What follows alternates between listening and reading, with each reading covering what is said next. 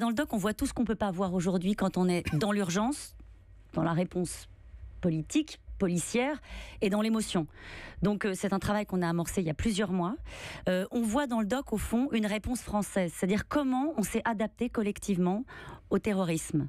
Ça passe par des interlocuteurs qui nous ont ouvert les portes, qui sont habituellement assez discrets et pas bavards. Je pense à François Molins, qu'on voit désormais tous les jours à la télévision pour les comptes rendus et les conférences de presse après l'attentat dans l'Aude. Ça passe par le patron du renseignement français, Laurent Nunez, Bernard Cazeneuve, qui pour la première fois revient sur la période des attentats en faisant une sorte de mea culpa, en tout cas en expliquant ce qui n'a pas forcément bien fonctionné.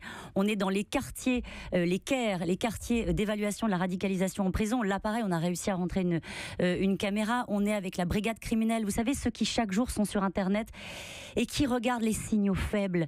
Quelqu'un qui a crié Allahu Akbar en sortant d'un supermarché, qui est allé consulter des sites.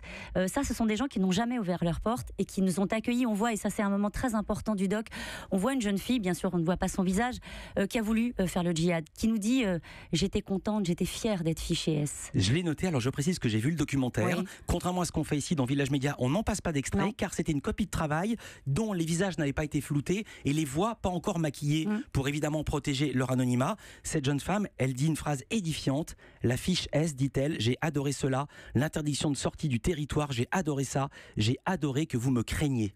C'est ça. C'est un moment assez édifiant du documentaire et qui nous interpelle tous parce que le vrai sujet, collectivement, il est là. Le vrai sujet, c'est d'arriver à trouver une réponse à cette jeune fille-là et aux autres qui, à un moment donné, font le choix de la radicalisation et font le choix de ce projet de vie complètement absurde et complètement dingue. Et ce qui est important dans le documentaire, c'est qu'on a pu travailler, pu assister à des séances de travail avec une association qui s'appelle le Capri, qui est une association bordelaise. Alors, ils font ça, personne n'en parle jamais. On les voit jamais, tout simplement, déjà parce qu'ils ne donnent pas accès à leur travail. Évidemment, vous vous doutez bien, alors c'est une démarche pluridisciplinaire.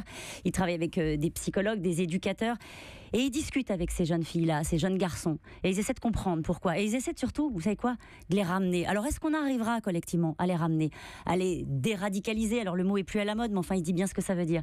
Donc c'est toutes ces questions-là qu'on pose dans un doc de 70 minutes, et j'insiste là-dessus. Vous savez, C'est dans l'air, c'est une émission, je dis souvent, on a le pas lent et la tête froide. Et bien là, ce travail-là, on a fait en amont. Ça fait des mois qu'on travaille sur ce sujet-là et en gros, il résonne aujourd'hui avec l'actualité. Et ce qui m'a vraiment passionné, c'est qu'on ne voit pas que la réponse policière. Bien sûr, vous parlez du raid et comment les stratégies, mais vous donnez, par exemple, il y a l'humain et ce qui se passe dans la tête des gens. Vous donnez l'exemple d'une jeune fille que vous appelez Manon. Son père est musulman, sa mère est catholique. Elle raconte qu'au début, on lui montrait des vidéos de Daesh dans lesquelles on coupait des têtes. Et elle dit, ça me dégoûtait au début, à la fin, j'ai apprécié ça. On roulait en voiture sur des victimes et ça lui plaisait. Et on se dit, waouh, quel travail faut-il faire pour que ce plaisir se départisse du cerveau de cette personne? C'est exactement le propos de ce documentaire. C'est pas de répondre à toutes les questions, c'est d'expliquer comment on s'est adapté. Encore une fois, on a apporté une réponse judiciaire, opérationnelle pour les gens du raid, etc. Mais toutes les questions restent posées. Toutes les questions sur cette jeunesse-là, sur exactement ce qu'explique Manon dans le documentaire, elles nous restent posées collectivement. Et ce que j'ai aimé aussi, c'est la sincérité de nos interlocuteurs. Vous voyez, François Molins, qui est en contact au quotidien avec le terrorisme, il dit parfois, on ne sait pas